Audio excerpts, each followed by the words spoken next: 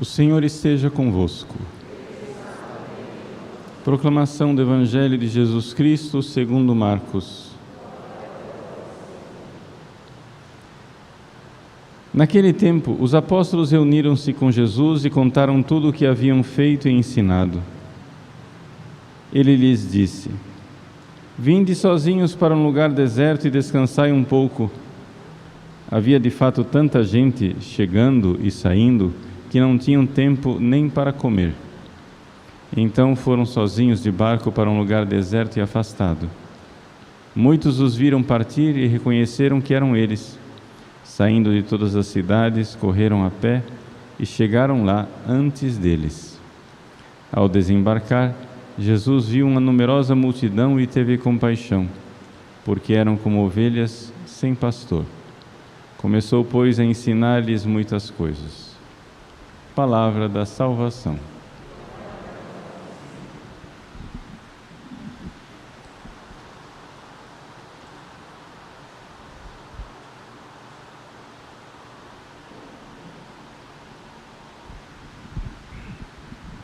Meus queridos irmãos e irmãs, celebramos hoje a memória de São Paulo Miki e seus 25 companheiros mortos no Japão no final do século XVI. O Japão foi evangelizado pelo próprio São Francisco Xavier e, com o início da evangelização feito pelos jesuítas, logo depois pelos franciscanos, no século XVI já havia 500 mil de católicos no Japão. No entanto, uma série de intrigas fez com que o imperador e os senhores feudais do Japão achassem que a evangelização era parte de um plano de invasão dos espanhóis. Ou seja, primeiro os espanhóis mandavam os evangelizadores, quando todo mundo ficava católico, eles iam lá e invadiam o país para tomar conta do país politicamente. Então, por isso, o catolicismo, o cristianismo foi proibido no Japão e começou a perseguição. Os primeiros mártires foram estes gloriosos mártires de Nagasaki. Como é que aconteceu? Eram vários padres, uns jesuítas, outros franciscanos, e vários leigos japoneses mesmo, lá da origem japonesa, que foram aprisionados. E então pensaram os perseguidores: se nós fizermos bastante crueldade com eles e levarmos uma longa viagem de infâmia e de vergonha para depois matá-los, isso daí vai fazer com que as pessoas fiquem com medo e não queiram mais ser cristãos. Então, eles aprisionaram esses católicos em Kyoto, que na época era a capital, e levaram por 800 quilômetros em carroças, num cortejo macabro, onde todos eles tinham sido cortada a orelha esquerda, com maus tratos, xingamentos, etc., achando que aquilo iria fazer com que os japoneses desistissem de ser católicos. O que acontece, no entanto, é que aquilo foi um cortejo triunfante.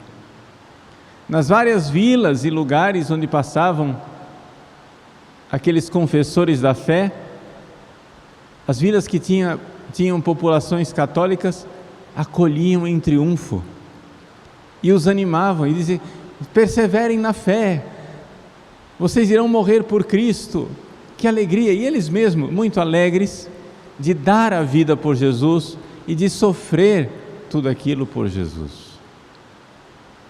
Quando chegaram finalmente a Nagasaki,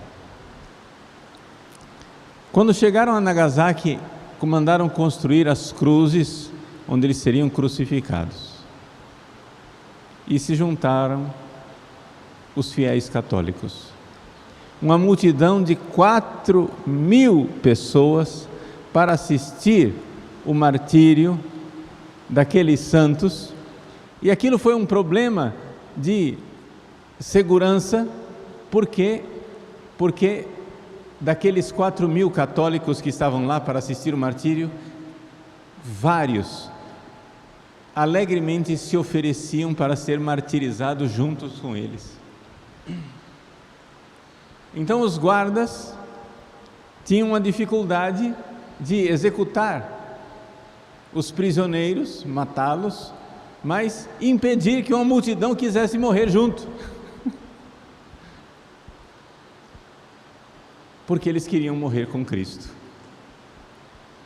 morrer por Cristo. E pode tudo isso parecer loucura, mas na verdade não é, porque o que é loucura mesmo é nós não querermos a mesma coisa. Nós é que somos loucos.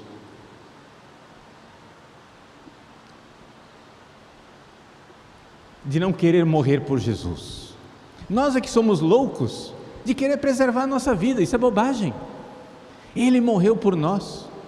E quem verdadeiramente crendo que Ele morreu por nós, não vai querer também morrer por Ele? E se nós não queremos morrer por Ele, é porque ainda não enxergamos verdadeiramente, não enxergamos profundamente que Ele morreu por nós. E nós não enxergamos o profundo amor do qual nós fomos objeto, a eleição, a graça. Entre estes mártires japoneses havia 3 acólitos. Por coincidência, hoje na missa eu tenho 3 acólitos. Um de 12, outro de 14 e outro de 15 anos. E eles alegremente se ofereceram a Deus. Um deles, Antônio,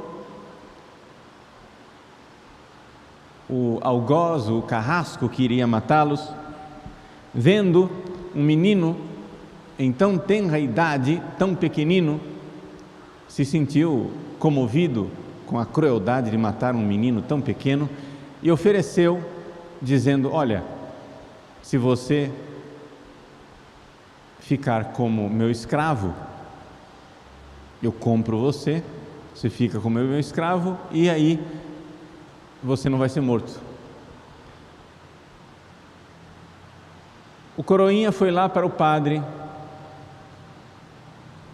e perguntou: Frei Pedro, ele está me propondo a liberdade, eu posso aceitar? O Frei Pedro disse: sim, com a condição de que ele deixe você viver como cristão. Então, o menino foi lá, o pequeno Antônio foi lá e disse para o carrasco: mas eu tenho que continuar vivendo como cristão. O carrasco disse: não, de jeito nenhum, você tem que negar a Cristo e aí você vive. E o menino automaticamente respondeu para o seu carrasco: se é assim, não vale a pena continuar vivendo. Não vale a pena continuar vivendo sem Jesus. Meus queridos, nós olhamos isso e dizemos: nossa, que herói. E de fato, é heróico. Mas se nós não enxergamos que não vale a pena viver sem Jesus, nós somos uns tolos.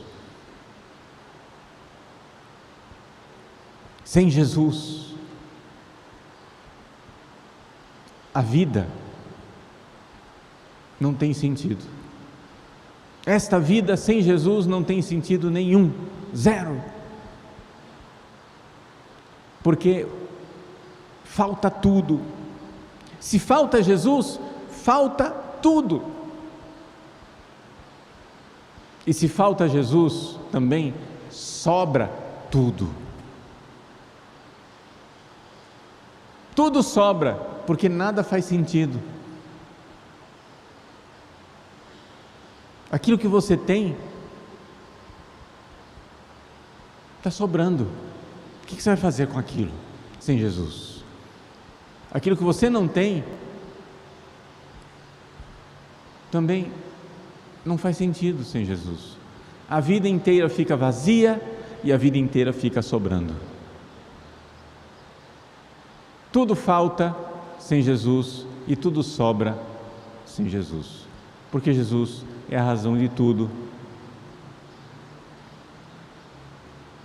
Aqueles santos mártires erguidos na cruz, na colina dos mártires em Nagasaki, começaram então, crucificados, a cantar.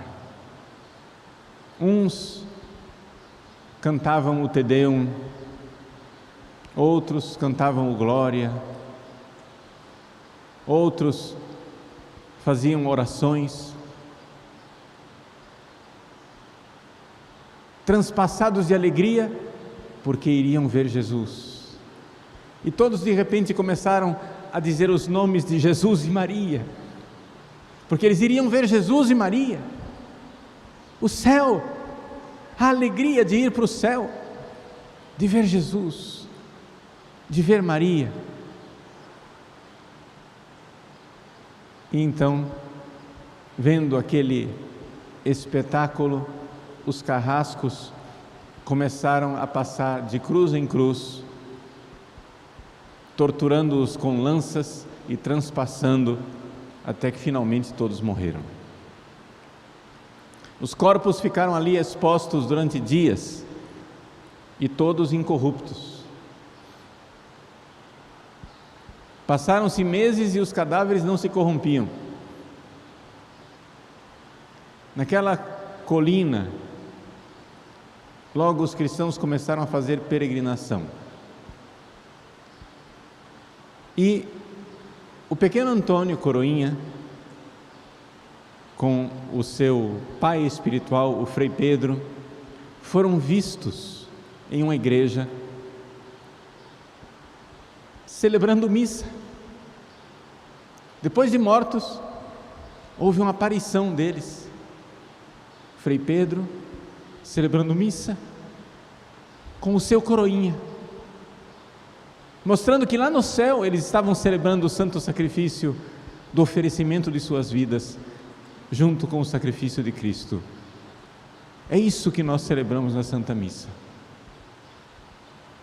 Nós estamos aqui, meus queridos, para oferecer o sacrifício de Cristo e com ele oferecer o nosso sacrifício e dizer que a nossa vida não tem sentido. Nossa vida é totalmente absurda sem Jesus. E dizer junto com o pequeno Antônio, se é para viver sem Jesus, não vale a pena viver, porque sem Jesus falta tudo e ao mesmo tempo sobra tudo. Nada tem sentido. Vamos então, pela intercessão desses mártires, pedir a nosso Senhor que tenha compaixão de nós e nos dê a caridade fervente, ardorosa desses santos mártires. A morte desses gloriosos mártires de Nagasaki essas mortes não ficaram sem fruto. Anos depois, recrudesceu a perseguição contra os cristãos. E a Igreja do Japão pôde oferecer a Deus a glória de mais de 37 mil cristãos mortos, martirizados por amor a Jesus. Os mártires de hoje foram as primícias de 37 mil gloriosos mártires que hoje no céu intercedem por nós, para que nós também tenhamos a alegria de dar nossas vidas por Cristo. Peçamos a Deus essa caridade, esse amor que vem do alto, que vem do céu, que não seja em vão E rezemos hoje pela igreja tão necessitada do Japão e de toda a Ásia, porque essa igreja fervorosa de 5 séculos atrás, hoje vai combalida, difícil. No Japão há poucas conversões, os católicos vão envelhecendo e, infelizmente, a ideologia do indiferentismo religioso tomou conta dentro da própria igreja. Ou seja, todas as religiões são boas, o importante é crer em alguma coisa. Então já não lutam mais pela conversão dos outros japoneses. Essa miséria, essa doença se espalhou pelo mundo inteiro. Rezemos pela igreja do Japão, para que Deus faça reaparecerem as conversões numerosas, e então essa gloriosa igreja possa oferecer novamente a Deus o amor e a caridade que Deus infunde no coração dos seus fiéis.